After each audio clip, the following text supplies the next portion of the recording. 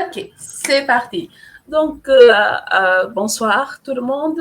Ici Joanne des Tropiques. Donc, pour ceux et celles qui ne me connaissent pas encore, je suis Joanne Van Haf. Je viens de l'Angola. C'est à 6400 km de Roxane en ce moment. Donc, et je vous souhaite bienvenue chez moi, parce que c'est chez moi aujourd'hui.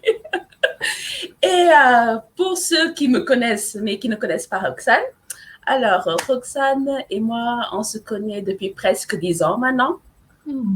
Oh là là. Quand on était encore jeunes et innocentes et tout ça, on n'était pas encore publiés toutes les deux. Et à l'époque, Roxane se faisait encore appeler Blanche. Donc, il y a des moments parfois où ma langue fourche et je l'appelle encore Blanche. Donc, C'est voilà. vrai. C'est la vieillesse qui fait ça. Mais Quoi. je réponds. Quand on m'appelle Blanche, je réponds. Il n'y a pas de souci.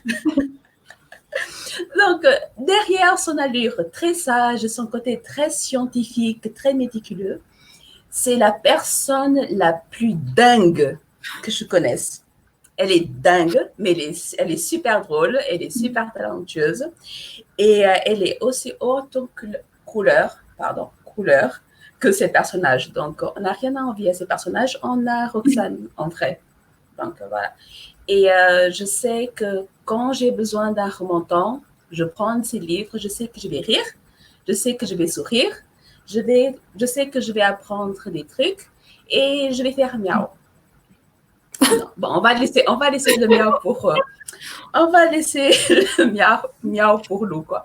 Donc voilà, je suis très, très, très contente de faire ce live avec Roxane Dambre. Attends, c'est de ce côté? C'est de ce côté? Non, c'est de ce côté. C'est de ce côté. Non, parce qu'en fait, nous, sur les caméras, on est inversé par rapport au sens. Voilà, là, Voilà. Non, bon. C'est de ce côté. Tu vois? Bienvenue, Roxane. Non. Merci beaucoup. Attends, je vais me tourner vers toi. Merci, Joanne. Attends, c'est ça bien. Hein. De rien. Attends, il y a Cerise qui est en train de dire que pour l'instant, la caméra fonctionne. S'il vous plaît, n'appelez pas le mauvais œil, quoi. Sérieux. On ne sait jamais. Donc, on peut démarrer, Roxane, c'est à toi. Alors, donc, ce soir, nous sommes sur un live sur la romance et les comédies romantiques, qui sont donc le deuxième genre dans lequel Joanne et moi nous officions, puisque hier, on a parlé de fantastique, aujourd'hui, nous allons parler d'histoire d'amour. Et la première question nous est posée par Magali.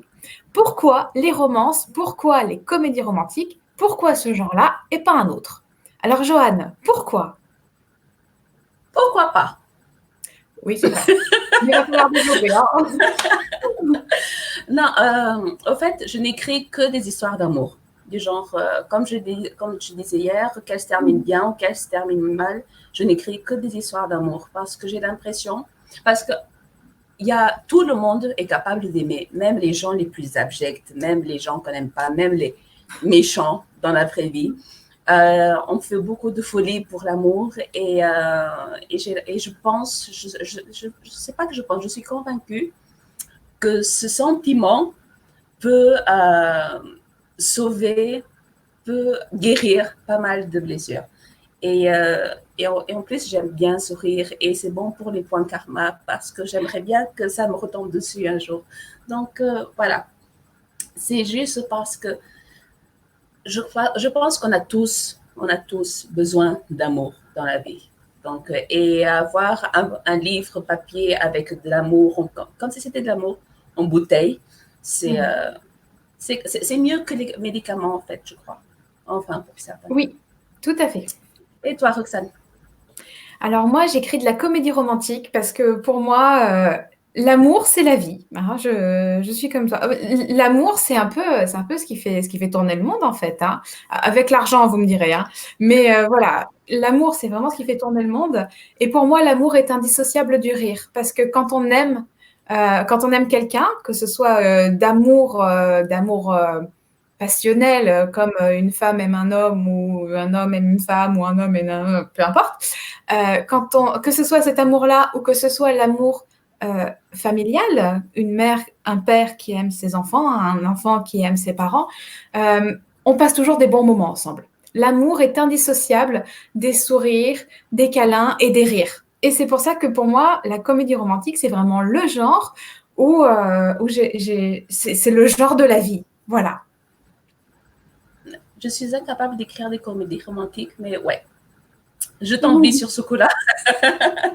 Mais chacun ses spécialités. Si on faisait tous la même chose, on s'ennuierait drôlement. Hein. Alors, comment vous viennent vos thèmes pour vos romans? Alors, pour les comédies romantiques, les thèmes de mes comédies romantiques sont toujours piochés dans mon propre vécu. Par exemple, j'ai écrit un karma presque parfait. Alors, il y a des gens qui vont être contents parce qu'ils m'ont posé la question hier. Karma, le karma presque parfait, raconte l'histoire d'une jeune femme qui cherche un nouveau boulot. Et en fait, c'est quelque chose que j'ai vécu. Hein. J'ai cherché un nouveau travail, donc j'ai affronté l'enfer des recruteurs, j'ai affronté l'enfer de Pôle emploi où on n'arrivait pas à me mettre dans une case.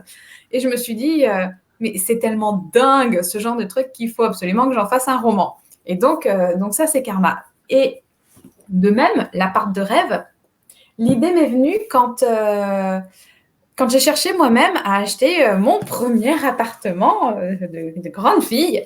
Et je suis tombée sur des situations tellement dingues entre des agents immobiliers complètement à la ramasse, des biens immobiliers qui sont juste... c'est scandaleux qu'on puisse vendre des trucs pareils. Et voilà, au départ, je me suis dit... la première fois que j'ai vu ça, je me suis dit, bah, si je mettais ça dans un livre, personne n'y croirait. La deuxième fois que j'ai vécu ce genre de choses, je me suis dit, voyons, si je mettais ça dans un livre, vraiment, personne n'y croirait. La troisième fois que j'ai vécu ça, je me suis dit, je vais peut-être faire un livre. Voilà comment me viennent des idées. Et quand on te lit, on dit, ouais, non, c'est pas possible, ce truc-là. C'est pas... Non, t'as vraiment vécu ça? Ouais. Ouais. De mon côté, je ne m'inspire pas vraiment de situations farfelues qui m'arrivent, quoique je pourrais. Oui, parce que t'es quand même une experte des situations un peu dingues, hein, toi aussi. Donc, mais par exemple, je prends des situations, en fait, les idées me viennent des personnages. Et c'est à partir des personnages que je crée tout l'univers. Par exemple, les Yeux de Léon. Ça, c'est l'édition France Loisirs, mais c'est la version papier est chez BMR. Donc, c'est une Anaëlle, mon héroïne, est caissière. Elle est en train de vivre un moment très particulier dans sa vie. Elle est en train d'entrer en dépression. En plus, elle perd son travail. Donc, ce sont des situations très ancrées du réel et que moi, je n'ai pas vécu. Je n'ai jamais été caissière. Je n'ai jamais frôlé la dépression, pardon. Mais ce sont des thèmes. J'aime les thèmes qui peuvent nous arriver à toutes et à tous. Et genre, j'aime croiser des gens dans la rue et me dire qu'ils sont en train de vivre quelque chose d'épique, quelque chose de phénoménal, mais on ne s'en rend pas compte, on est en train de les croiser dans la rue, dans la queue au supermarché ou dans le tramway. Donc, on ne sait pas, chacun, même dans nos quotidiens très ordinaires, on peut être en train de vivre des histoires extraordinaires. Donc, pour moi, c'est toute petite chose peut être transformée. Donc, les thèmes sont, je pioche mes idées, mes thèmes dans la vraie vie, en fait. Tout à fait. Tout à fait. Notre question suivante est encore une question d'inspiration. C'est Audrey qui nous l'a posée. Est-ce que ça nous arrive de nous inspirer l'une de l'autre pour des personnages ou des intrigues? Non. Voilà, voilà. Non, les histoires de Roxane sont vraiment très à l'ouest. On va dire ça comme ça. Genre, je me demande. Tu sais que je t'entends, hein? Oui, parce que moi, je n'ai pas de double discours. Ce que je dis dans le dos, je dis en face. Donc, oui, tu as des idées farfelues. Donc, non, je ne pense pas en tout cas, moi, je ne m'inspire pas des idées ou des personnages de Roxane. Par contre, je me souviens j'étais en train de penser à un projet et j'avais une scène, c'était avec un métamorphe. Donc, c'était, voilà, un métamorphe. Et j'avais écrit une scène que j'ai partagée à Roxane. Et après, en partageant la scène, je me suis dit, attends, Roxane, tu l'as pas écrit un truc comme ça, toi? Et Roxane a dit, ouais. Ok, bon, voilà, ça c'est fait. Donc, je m'inspire pas, mais peut-être qu'il y a des choses qui restent en tête, quoi. Même après les années après avoir lu des romans, ils restent en tête. Et toi, Roxane? Oui, et ben en fait, c'est exactement pareil, puisque l'inspiration, c'est un peu ce dont on parlait hier. L'inspiration, c'est quelque chose qui, qui vient de partout, qui vient vraiment de partout. On va prendre un petit morceau là, et puis un petit morceau là, et puis il y a un truc qu'on a entendu il y a très longtemps, et puis il y a un truc qu'on a entendu dans le métro, et puis il y a un truc, et on va tout mélanger, et puis l'inconscient va nous sortir un beau truc, et s'il y a des morceaux qui manquent, il va rajouter des choses. Et effectivement, ça peut aboutir parfois à des scènes qui peuvent, ou des personnages qui peuvent ressembler à d'autres romans, à d'autres personnages. Mais dire qu'on s'inspire les uns des autres délibérément, je ne suis pas sûre qu'on puisse vraiment le dire. Ouais. C'est vraiment à l'insu de notre plein gré, quoi. Voilà, c'est ça, exactement. Exactement. C'est le cerveau qui travaille tout seul. Ouais. Il mijote. Pendant des années, il mijote. Et après, il ressort. Tiens, regarde cette nouvelle scène. Oui, mais cette scène a déjà été écrite par Roxane. Ouais. Donc, dis-moi. Et parfois, il y a des hasards qui sont vraiment des hasards vraiment très drôles, puisque sur le forum où on est toutes les deux, il y a donc c'est un forum sous lequel je suis sous pseudo. Je ne suis pas identifiée comme Roxane d'Ambre sur ce forum délibérément pour avoir mon petit anonymat à moi. Et c'est super drôle parce qu'un jour, il y a une fille qui s'est inscrite sous le pseudonyme Roxy et son personnage principal s'appelait Lou. Ben là, j'ai un peu halluciné quand même. En train de me voler ma vie. Et cette jeune femme n'avait jamais entendu parler de Roxane d'Ambre, donc elle ne l'a pas du tout fait exprès. Donc c'était vraiment très drôle. Aujourd'hui, c'est une de mes amies, mais voilà, c'est super marrant ce genre de coïncidence. Ouais, moi, je ne crois pas aux coïncidences, en fait. Ah. Tout est écrit. Rien n'est au hasard. Après, c'est mystique, hein, mais bon. Oui, oui. Bon, c'est bien aussi, hein. Ça crée des belles histoires. Après, c'est mystique. Alors, j'aime la question qu'a posée Cassandra. Et c'est une question que j'ai piochée hier des commentaires pendant le live. C'est où vas-tu chercher les noms pour le moins originaux de tes personnages? Et c'est là qu'entre le cercle des noms pourris. Oui, oui, oui. Alors, c'est marrant parce que j'ai acquis une espèce de réputation de spécialiste en noms pourris, mais j'aimerais quand même rappeler que dans dans mes sagas, mon héroïne s'appelle Lou, l'autre s'appelle Charlotte. Voilà, je ne suis pas dans les Attends. Lou, c'est diminutif. C'est quoi son prénom à Lou? Aloysia, mais Aloysia, c'est joli. Ouais. Voilà quoi. Martin, quoi. Aloysia, Martin. Non, c'est vrai. Alors là où, en fait, j'aime les prénoms originaux parce que c'est quelque chose que je dis très volontiers. Moi, quand je nomme mes romans, je les nomme par les prénoms de leurs héroïnes. Ainsi, Animae ne s'appelait pas Animae, mais Lou. Scorpie ne s'appelait pas Scorpie, mais Charlotte. Signé Sixtine s'appelait juste Sixtine, etc., etc. Et si je prends des prénoms qui sont trop classiques, je trouve que ça n'a pas la même force. Voilà. Donc, ça, c'est la première chose. La deuxième chose, c'est que je rappelle que je pose régulièrement la question sur ma page Facebook aux gens, j'ai besoin de prénoms pour mes personnages, que me suggérez-vous? Et là, je vous garantis que vos idées sont plus barrées que les miennes. Hein. Ouais, tu cherches en même temps. Hein. Tu leur as donné comment on appelle ça? La base, quoi, sur laquelle se poser. Donc, ouais, ils vont trouver des trucs farfelus. C'est ta faute. Assume. Oui. Alors, j'ai un commentaire de Charlotte qui dit « Merci pour le nom pourri ». Mais non, Charlotte, justement, je dis exactement le contraire. Je dis que mes noms ne sont pas pourris. Tous, ils ne sont pas tous pourris. Non, mais je tiens quand même à préciser. Je dis que c'est les noms pourris parce que ce sont des noms difficiles à porter ou à assumer. Par exemple, moi, je m'appelle Joanne. En français, tout va bien, mais moi, je ne suis pas française. Je ne suis pas francophone d'origine. Je suis lusophone. Et en portugais, on ne prononce pas Joanne. On ne sait pas prononcer Joanne. Donc, on m'appelle Joanna. On arrive à prononcer Joël. Quand je suis en train de m'occuper de mes papiers, dans l'administration, on me fait des signes.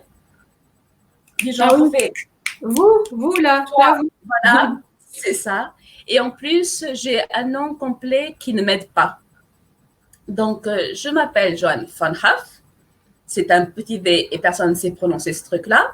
Donc, c'est un nom pourri. Je l'adore, je l'assume, j'aime avoir mon nom sur les couvertures de mes romans, mais c'est un nom pourri. Donc, et comme je suis pas moins sadique que Roxane, j'ai décidé que mes personnages auraient des noms pourris, eux aussi.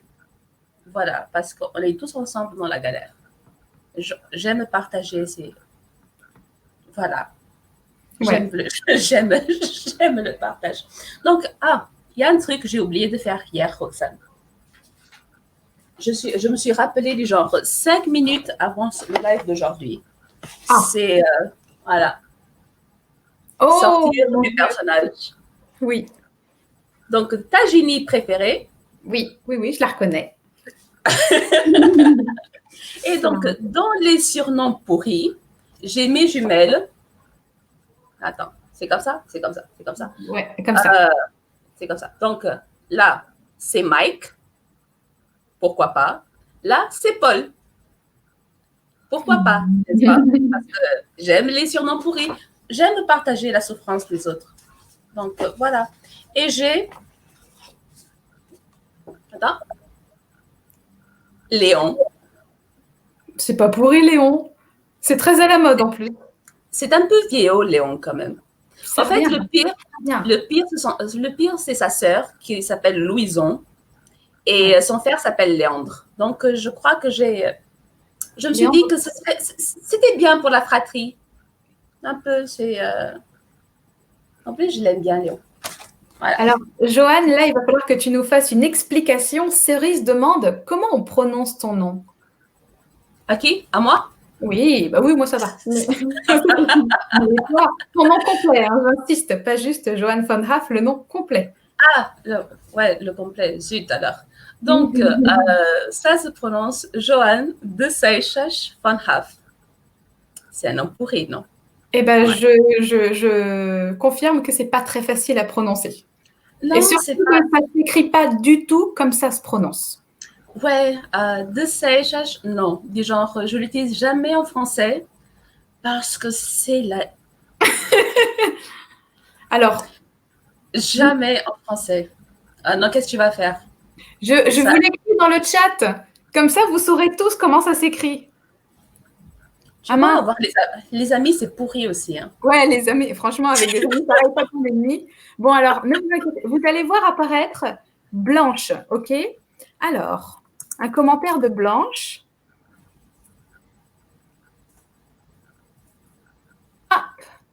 C'est parti. Voilà. Donc, si vous voyez un commentaire de Blanche, vous avez la véritable orthographe du nom de Joanne. En plus, je l'ai bien écrit avec les minuscules où il faut. C'est super. Oui, non, c'est pas Oshna. C'est ça, les vraies copines. Ça sait écrire le nom avec les majuscules aux bons endroits. Non, mais les amis, c'est pourri aussi, quoi. Voilà, quoi. Donc, je suis d'accord avec Nathalie, au moins, ça se retient et ça se distingue. Oui, ça se distingue à l'œil, mais ça ne se prononce pas, au fait. Non, ça se prononce On ne prononce pas. Donc, le de Seychelles, celui au milieu, je l'utiliserai si un jour, il me venait à l'esprit d'écrire des romans érotiques.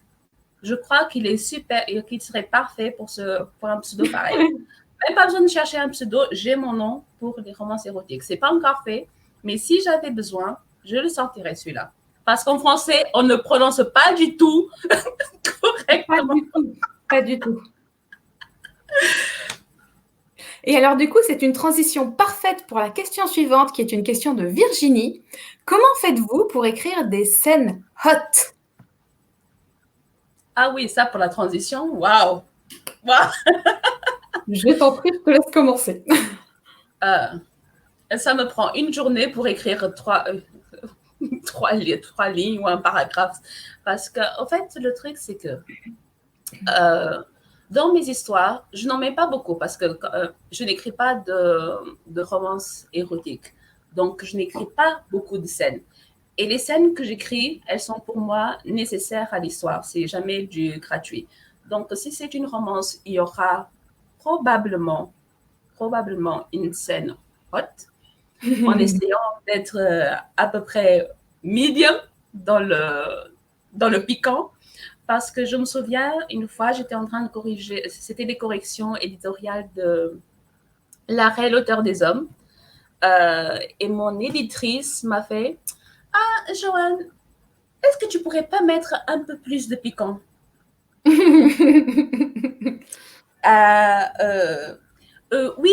je veux bien, mais comment qu'on fait ça exactement? Écrire, attends, j'essaie d'ouvrir. C'est mon Kindle de la vieille génération, quoi. Donc, c'est la toute première couverture. La photo est la même, mais c'est le titre qui a changé. C'est L'arrêt, l'auteur des hommes.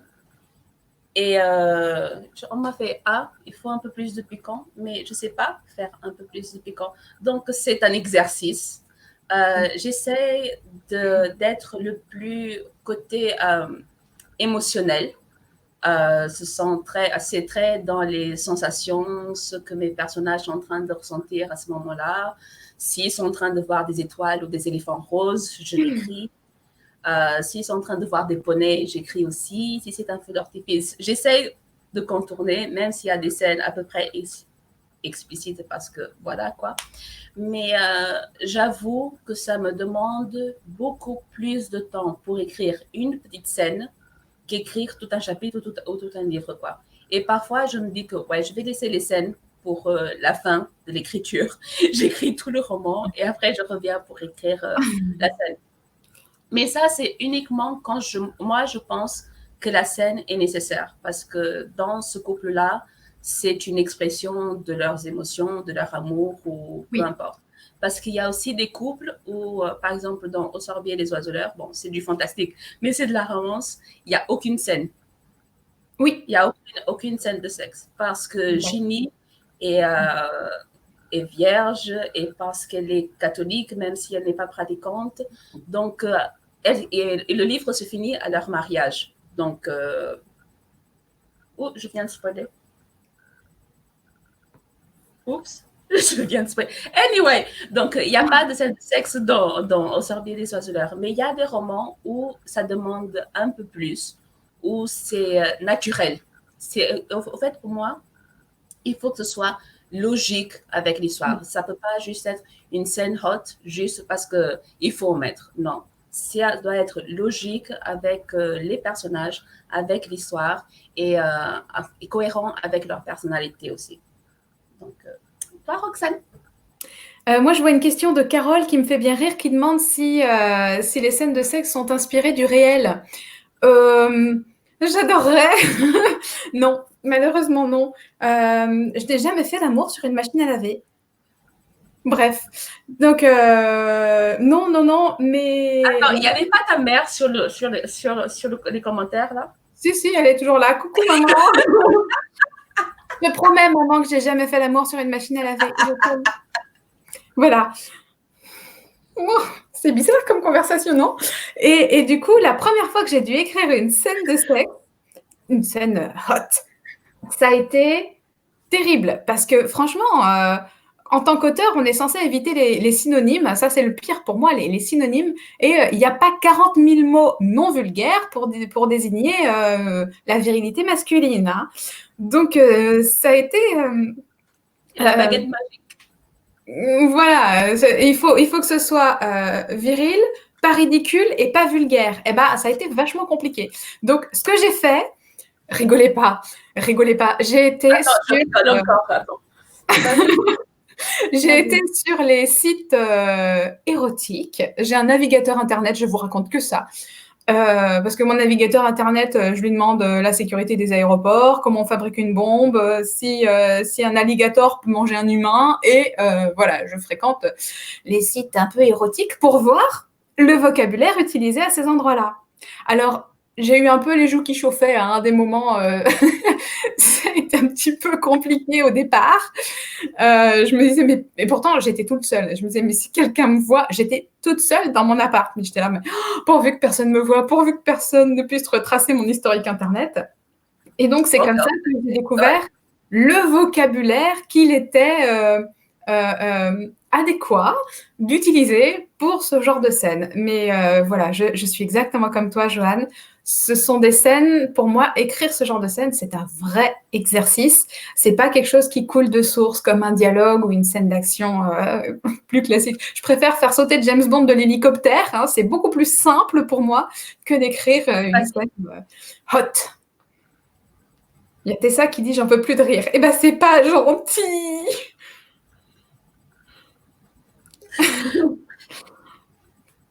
Attends. J'ai perdu mes notes. Attends, c'est moi. Non, c'est. Ouais. Laurie dit la documentation est très importante. Merci Laurie, tu me comprends.